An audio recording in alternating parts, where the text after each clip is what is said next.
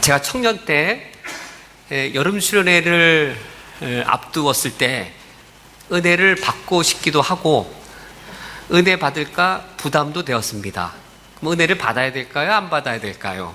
도대체 제 마음은 왜 은혜를 받고 싶기도 하고 은혜 받는 것이 또 왜 부담스럽기도 했을까요? 은혜 받고 싶은 것은 당연한 마음이죠.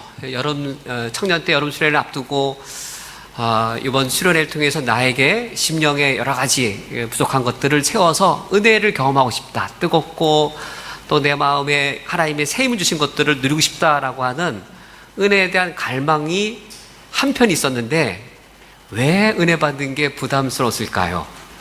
그것은 신앙 좋은 선배들의 모습 때문이었습니다. 신앙 좋은 선배들의 모습을 보면 교회 일만 하는 거예요. 거의 매일 출근하듯이 교회 일만 하는 거예요. 나도 은혜 받으면 저렇게 될 것 같은 거예요. 그래서 은혜는 받아야 되겠는데 은혜 받으면 나도 저렇게 또 교회 일을 2가지, 3가지, 4가지, 5가지 하다 보면 10월달, 11월달 되면 내가 또 다운되고 지치고 일에 치여갖고 너무 힘들어할 텐데 또 그거 생각되면 또 은혜 받는 게 부담되기도 했습니다. 헌신이라고 하는 것이 과연 어떤 의미일까요?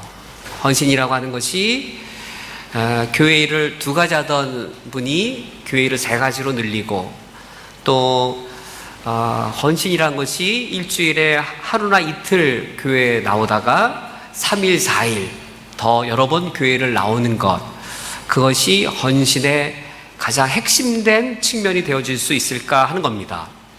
우리가 오늘 로마서 말씀을 함께 읽었는데 로마서 12장 1절 말씀에 그러므로 형제들아 내가 하나님의 모든 자비하심으로 너희를 권하노니 라고 하면서 그 하나님의 자비에 근거한 권면이 바로 무슨 권면이지요? 너희 몸을 하나님이 기뻐하시는 거룩한 산 제물로 드리라. 몸을 드리라. 몸을 드리라를 한자로 바꾸면 뭘까요?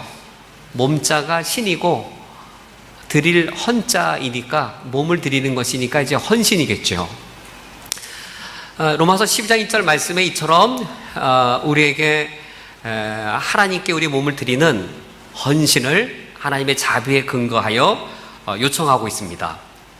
그런데 이 12장 1절 말씀의 내용을 보면 이 종교적인 용어와 특별히 구약의 제사 용어를 사용하여서 헌신을 표현하고 있고 헌신을 명령하고 있습니다.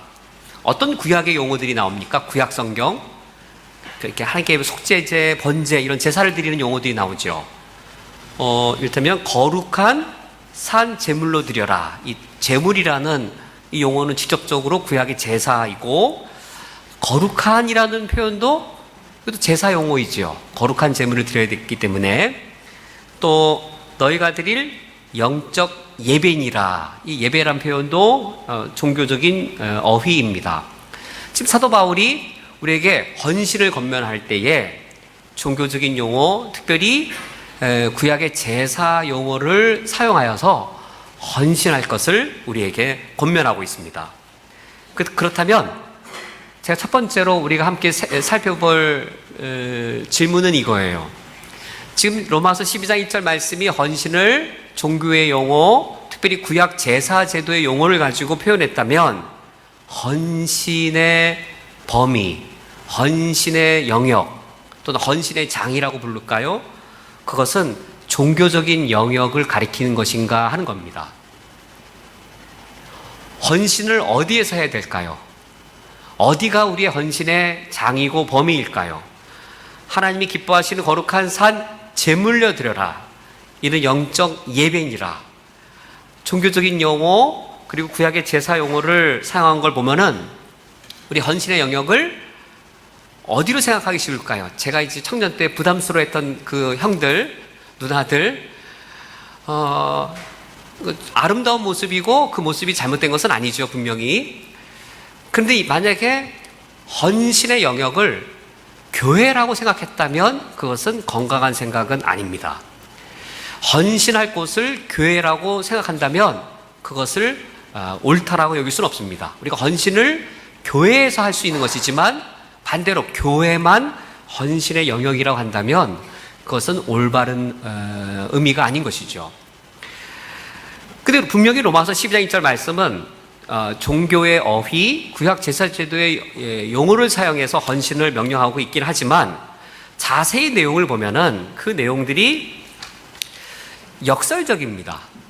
종교의 용어, 구약 제사제도 용어를 사용하고 있긴 하지만 내용이 서로 모순되어져요. 이를테면 너희 몸을 드려라 라고 되어 있는데 몸을 드리는데 어떤 예배라고 되어 있어요? 몸의 예배가 아니라 신체적 예배가 아니라 영적 예배니라. 몸을 드리는데 역설적으로 이것은 영적 예배다라고 말하고 있습니다. 또 구약의 제사를 드릴 때에는 양이나 염소를 드릴 때 산채로 드리지 않았죠. 그것을 죽였습니다. 분명히 구약의 제사 용어를 사용하고 있는데 죽은 제물을 드리라고 말하지 않고 어떤 제물로 드리라고 되어 있나요? 살아있는 제물, 산 제물로 드려라 라고 말하고 있어서 분명히 구약의 용어를 사용하고 있지만 역설적으로 표현하고 있습니다. 또 하나 구약의 제사제도와 맞지 않는 게 있어요. 제사장에게 제물을 구약시대에 제사장이 제물을 드릴 때 무엇을 제물로 드렸냐면 제사장 앞에 놓여져 있는 양이나 염소 뭐 이런 것들을 희생 제물을 하나님께 제사 드렸습니다. 근데 로마서 12장 1절 무엇을 제물로 드리라고 되어 있어요? 제사장에게 무엇을 제물로 드리라고 명령하고 있습니까? 너희 몸을. 이때 너희는 누구냐면 제사장이에요. 그리스도인이 만인 제사장이기 때문에 제사장인 거예요. 구원받은 그리스도인인 우리에게 제사장이라고 우리의 신분을 상정하고 제사장에게 무엇을 제물 삼으라고 되어 있습니까? 제사장 너 몸 자신을 제물로 삼아 하나님께 드려라라고 명령하고 있는 겁니다. 제사장이 자기 몸으로 제물을 드린 경우가 있었죠. 어떤 경우죠? 제사장이 자기 몸으로 제사를 드린 경우가 있었어요. 골고다에서 일어났습니다. 어떤 사건이죠?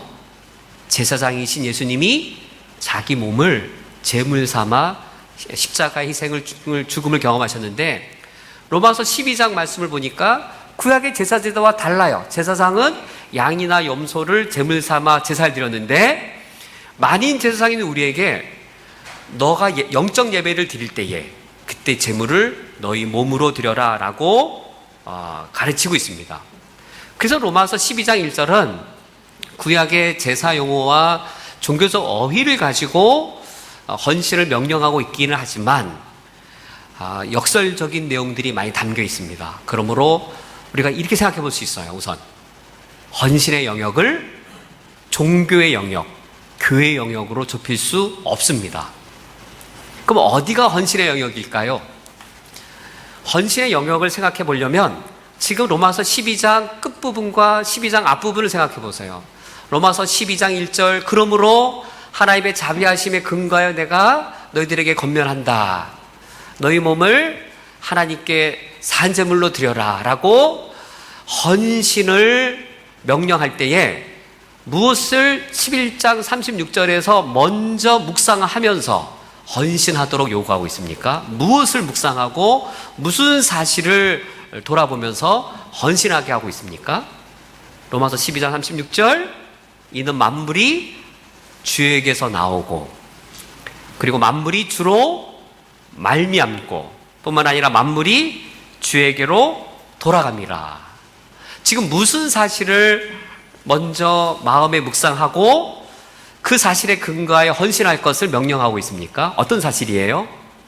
하나님 대심입니다. 헌신의 영역은 무슨 사실에 달려 있나요? 어디에 헌신해야 되는가? 우리가 헌신해야 될 헌신의 장은 어디인가? 헌신의 장, 헌신의 영역은 우리가 헌신할 대상에게 달려 있습니다. 우리 성도님들, 우리 헌신의 대상이 혹시 쿠웨이트 한인연합교회 아닐까요? 우리가 교회 헌신하는 거 아니죠. 교회가 헌신의 대상이 아니에요. 우리는 교회를 위해 부름받고 교회를 위해 헌신의 대상들이 아닌 것이죠. 우리의 헌신의 대상은 누구이지요? 하나님이십니다. 하나님께 대해서 우리가 헌신하기 때문에 그 하나님의 하나님 되심에 의하여 우리의 헌신의 영역이 결정되어집니다. 사도 바울이 그래서 먼저 하나님의 하나님 되심을 먼저 묵상하게 한 후 그 하나님의 하나님 되심에 근거하여 너희 몸을 산 제물로 드리라고 명령하고 있는 겁니다. 그러면 11장 36절에 하나님의 하나님 되심, 만물이 주에게서 나오고, 이거 과거죠. 현재 만물이 주로 말미암고, 그리고 미래에 만물이 주에게로 돌아간다라고 하는 이 세 문구는 이게 합쳐졌을 때 창조주 공식입니다. 유대인들이 하나님을 창조주로 고백을 할 때에 이 문구들을 공식처럼 사용했습니다. 만물이 이 주님에게서 나왔다란 말은 무엇에 대한 표현일까요? 당연히 만물이 창조주로부터 나온 것이죠. 그러므로 창조주 하나님은 만물의 근원 또는 만물의 기원이 되십니다. 과거에 이런 일이 일어났어요. 하나님께로부터 태양이 나오고 이하나님께로부터 지구가 나오고, 그리고 지구 위에 풀과 곡식과 여러 식물들이 성장하고 자라고 있습니다. 이렇게 만물들이 창조주로부터 나왔습니다. 과거에. 그런데 현재 그 창조주 하나님이 이 자신이 창조한 세계에 대하여 무슨 일을 하고 계시나요? 만물이 주에게서 나오고 그 다음에 만물이 주로 말미암고, 그래서 지금 하나님께로부터 태양이 나왔는데 이 태양이 하나님의 태양을 만드신 이후에 태양을 내버려 두신 게 아닌 것이죠. 태양을 만드시고 하나님이 지구를 만드신 다음에 지구가 1년에 한 번씩 태양 주위를 돌고 있습니다. 주님으로 말미암아 지구가 태양 주위를 돌고 있습니다. 약간 기울어져서 돌고 있는 것이죠. 약간 기울어져야 이제 식물과 생물이 살 영역이 최대가 되기 때문에 약간 기울어져서 타원형으로 돌고 있어서 이제 사계절이 형성될 수 있게 되는 것이죠. 이처럼 만물이 주에게서 나오고 만물이 현재 주로 말미암고 있습니다. 그래서 한국의 경우에 봄이 되면 꽃이 피고 또 가을이 되면 결실이 이루어지는 이 모든 일들이 창조주 하나님이 만물이 유지되고 창조 세계가 보존되도록 다스리시고 또 그것을 관할하시는 것이죠.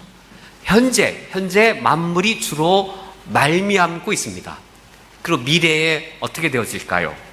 이 만물이 주에게로 돌아갑니다. 주님께로 돌아간다라고 하면서 36절 하반절에 설명어구가 덧붙여져 있습니다. 어떤 하나님께로 돌아갑니까? 그에게 영광이 세세에 있을지로다. 영광을 세세에 누릴 그 하나님께로 만물이 돌아간다는 말은 창조주 하나님은 만물의 근원이시고 만물의 다스리시는 왕이실 뿐만 아니라 이 세상 만물의 모든 영광을 받으실 목적이 되신 분이심을 가리키는 겁니다.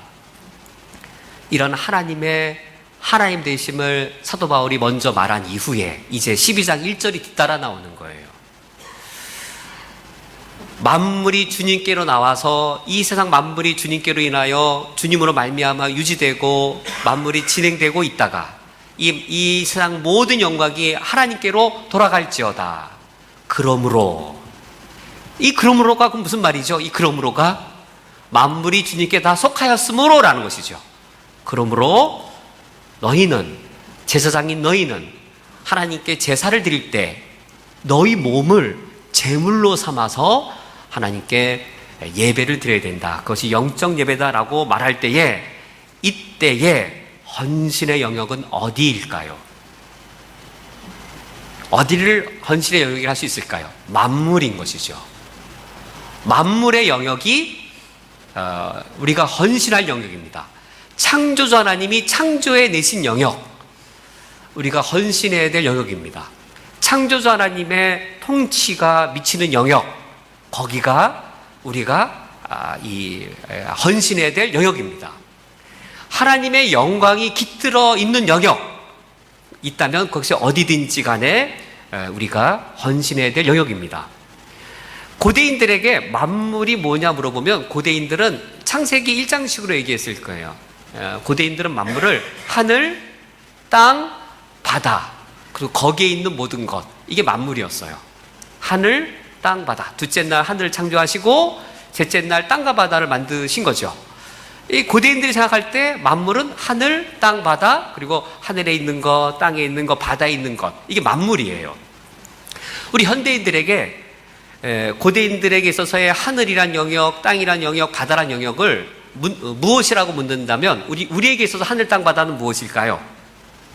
우리 삶을 둘러싸고 있는 내 삶의 세계들, 우리 현대인은 그거를 정치, 경제, 사회, 문화라고 우리 말합니다.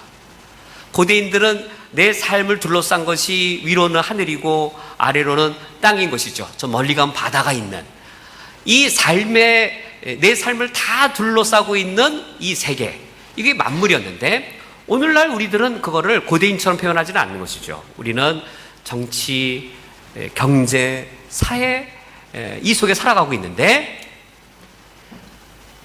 정치, 경제, 사회, 문화가 누구로부터 나온 것인가요? 우리 그리스도인들은 우리가 현대사회의 정치, 경제, 사회가 하나님과 무관하다고 여기지 않습니다.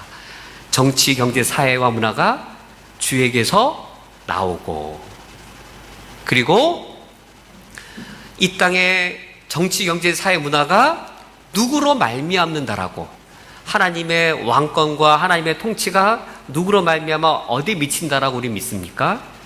이 세상의 정치와 경제와 사회, 문화가 주로 말미암고, 그리고 궁극적으로 이 세계 역사가 종결되어질 때, 예수님이 재림하시면 이 세상의 역사가 종결되어지는데, 이 만물과 세계 역사가 종결되어질 때에 이 역사의 영광이 하나님께 돌아갈 것이라고 우리 그리스도인들은 믿습니다.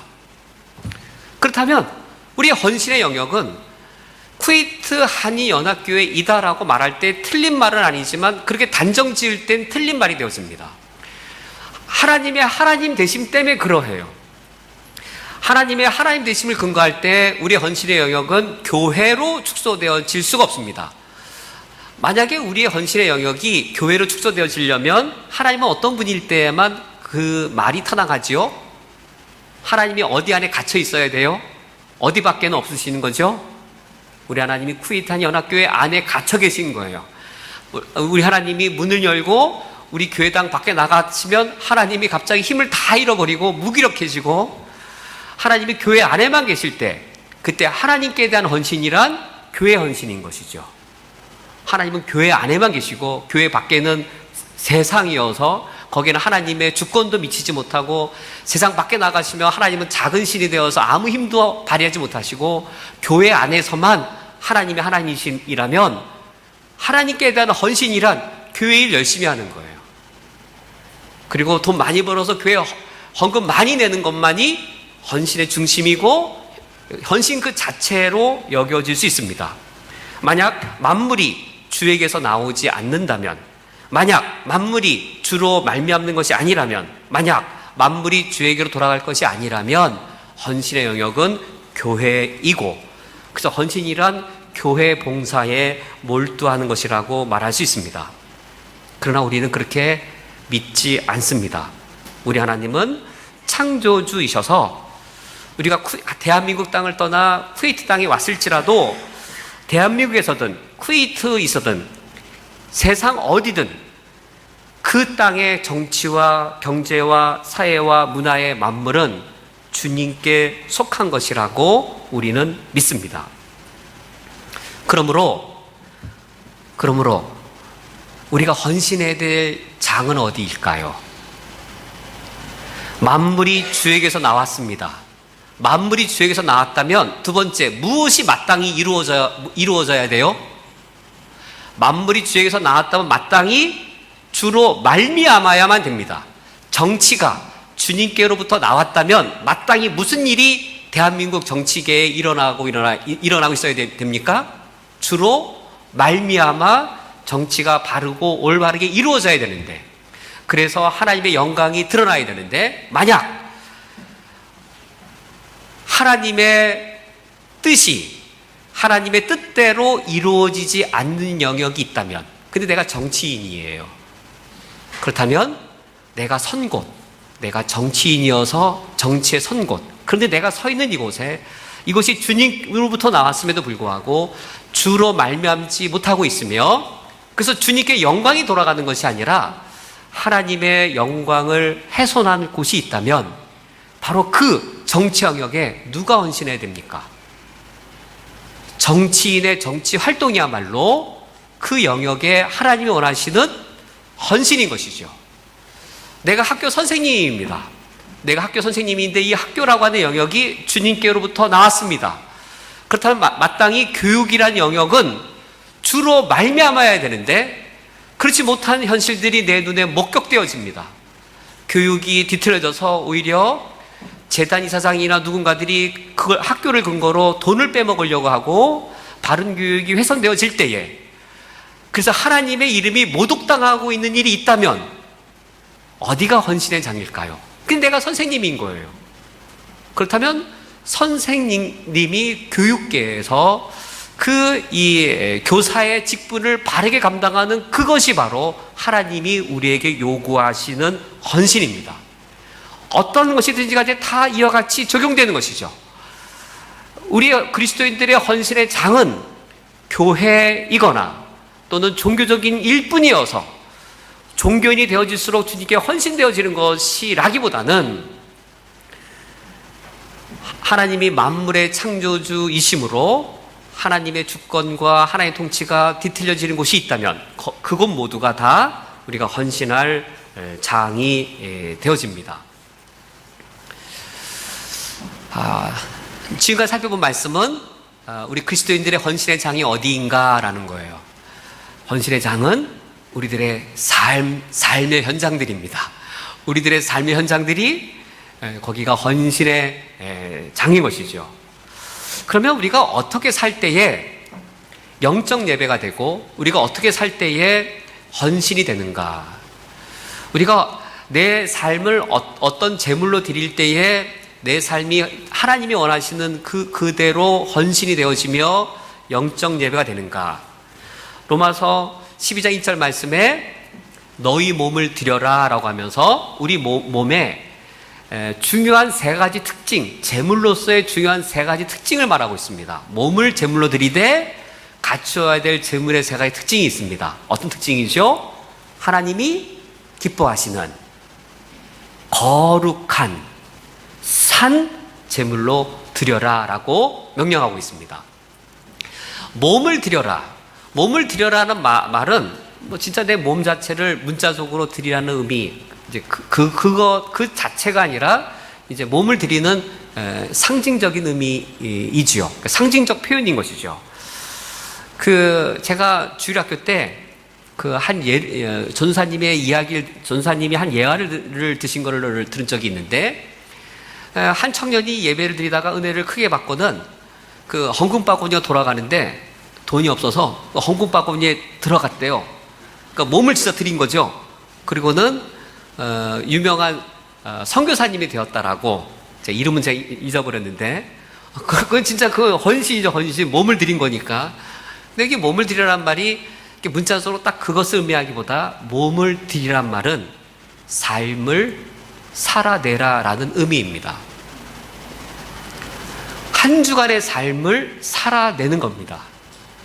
그래서 하나님이 기뻐하시는 거룩한 산제사, 산제사가 그거죠. 삶을 살아내라. 산제물로 삶을 살아내라라고 하나님이 명령하고 계십니다.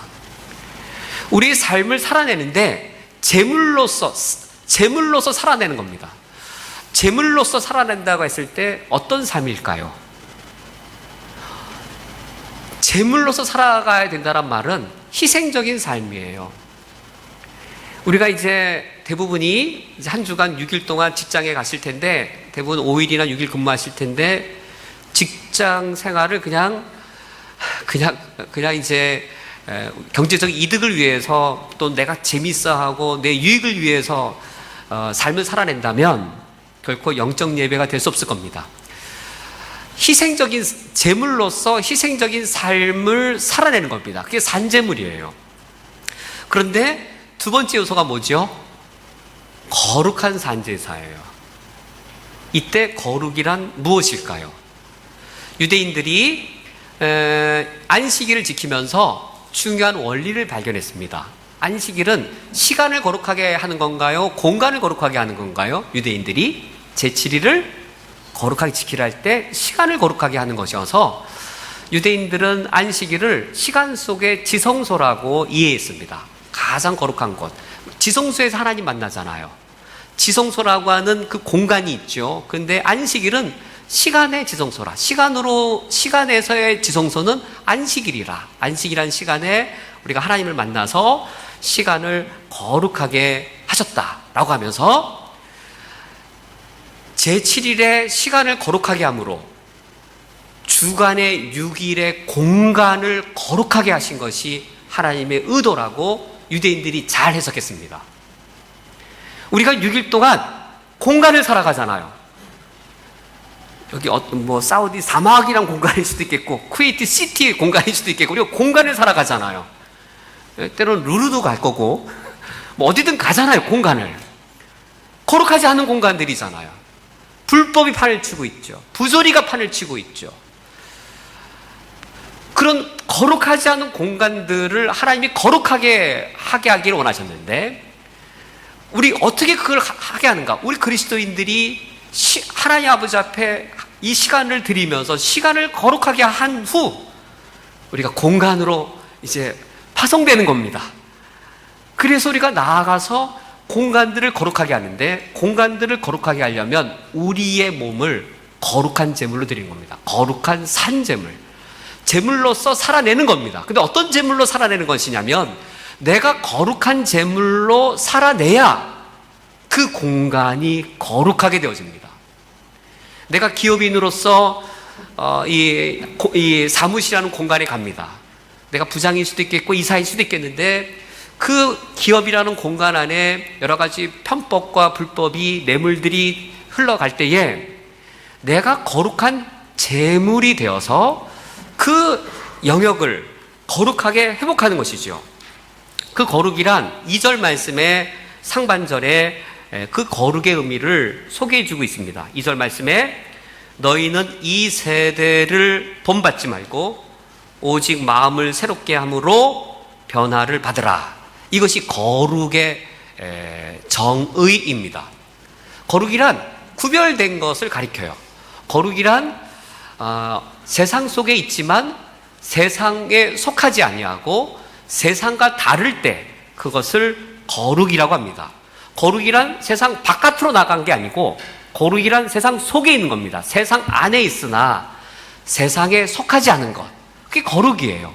세상 밖에 있으면 거룩이 아니에요. 세상 속에 있어야 거룩이에요. 세상 속에 있으나 세상에 속하지 아니하고 세상과 다른 모습을 하고 있을 때 그것을 거룩이라고 합니다.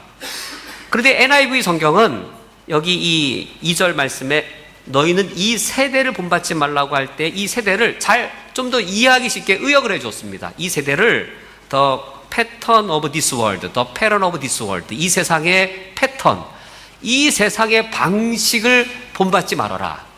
대신에 헌신은 무엇을 본받는 것일까요? 세상을 본받는 게 아니라 누구를 본받는 것일까요? 헌신이란 내가 헌신할 대상인 하나님을 본받는 것이고 이 세대를 본받지 않는 거예요. 헌신이란 하나님의 방식을 본받는 것이고 이 세대의 패턴을 본받지 않는 거예요.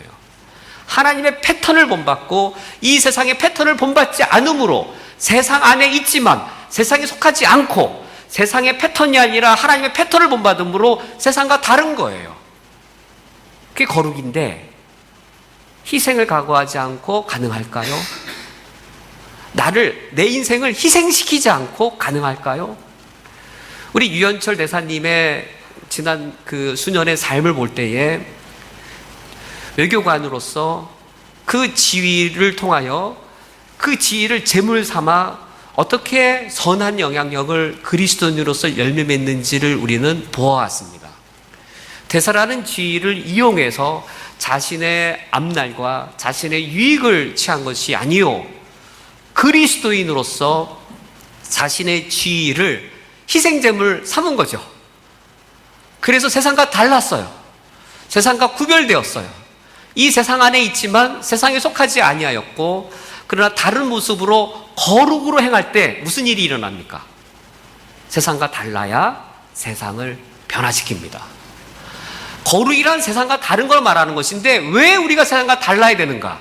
세상을 변화시키기 위함입니다. 이 세대를 본받는 게 아니라 하나님을 본받아야 되는데, 하나님은 정의로우세요. 이 세상은 불의합니다. 불의한 세상 패턴을 본받는 게 아니라 공의로우신 하나님을 본받을 때, 그때 삶의 희생을 겪지 않고 가능할까요? 내 삶을 희생제물 삼아서 내가 공의의 하나님을 닮는 겁니다. 정직의 하나님을 닮는 겁니다. 자비의 하나님을 닮는 겁니다. 그때 세상과의 정면 충돌을 피할 수 없을 겁니다. 나는 희생당할 수 있을 겁니다. 내 이익을 손해볼 수 있을 겁니다. 억울한 일을 겪을 수도 있고 부당한 누명을 겪을 수도 있을 겁니다. 그러나 그러한 거룩한 삶을 살아낸 걸 통해서 세상과 다른 것만큼 이 세상을 거룩하게 바꿀 수 있는 것이죠. 이게 헌신이에요. 그런데 무엇이 이런 삶을 가능하게 하는가? 이 재물의 첫 번째 특징, 세 번째로 살펴볼 거룩한 산 재물 앞에 제일 첫 번째 어떤 요소가 있지요? 하나님이 기뻐하시는 입니다. 우리가 헌신을 다짐하고자 할 때에 어떤 목적이 없다면 이런 헌신을 다짐할 수 없을까요? 무엇이 우리 삶의 목적일 때 이런 헌신이 가능할까요? 하나님이 기뻐하시는 재물, 즉 하나님의 기쁨입니다. 하나님이 내 삶을 통해 기뻐하셨으면 좋겠다. 내가 오늘 빵을 만들어 팔아야 되는데 내가 빵을 만들어 파는 걸 통해 하나님이 기뻐하시면 좋겠다. 만약에 빵을 파는 것이 돈이 목적이라면 그냥 많이 파는 게 목적일 거예요. 많이 팔면 되는 거예요. 그런데 내가 빵을 팔아서 하나님이 기뻐하시면 좋겠다라고 할 때에는 빵을 많이 팔아서 이윤을 얻는 게 목적이 아닌 것이죠. 내가 어떻게 빵을 만들어서 어떻게 팔면 하나님이 기뻐하실까요? 빵을 많이 팔아서 헌금 많이 내면 하나님이 기뻐하실까요? 좋은 재료로, 그리고 어머니의 손길로 내 아들이 먹을 것처럼 정직하게 빵을 굽고, 그래서 그 빵을 판다면 하나님이 기뻐하십니다. 하나님의 기쁨을 생각하지 않는다면 그러한 삶은 가능하지가 않아요. 오늘 말씀을 맺도록 하겠습니다. 우리가 오늘 주일학교 교사 헌신 예배로 모였습니다. 저는 우리 주일학교 선생님들께서 우리 학생들에게 헌신의 장을 교회나 종교로 축소시키지 않기를 바랍니다. 우리의 헌신의 장은 창조주 하나님이 만물을 창조하셨으므로 우리의 헌신의 장은 이 만물이 바로 우리의 헌신의 장입니다. 우리 이 만물을 헌신의 장으로 우리가 삼을 때에 우리 이 땅에서 내 몸을 이 산제물로 들여서 삶을 살아내야 돼. 희생제물로 삶을 살아내야 될 것이고, 우리 학생들로 하여금, 우리 자녀들로 하여금 이 세상 안에 있지만 이 세상에 속하지 아니한 거룩한 가치관을 갖도록 해서 이 세상을 변화시키는 삶을 살도록 참된 헌신을 우리 선생님들께서 가르쳐 주시기 바랍니다. 이것이 가능하려면 우리 학생들 마음속에 하나님의 기쁨, 하나님의 기쁘시게 드리려고 하는 삶의 목적의 변화가 있어야만 가능한데, 그 일들을 이루셔서 우리 쿠웨이트 한인연합교를 통하여 귀한 하나님의 사람들이 배출되어지고 어른이고 부모인 우리들도 먼저 이러한 헌신을 감당할 수 있기를 주님의 이름으로 축원드립니다.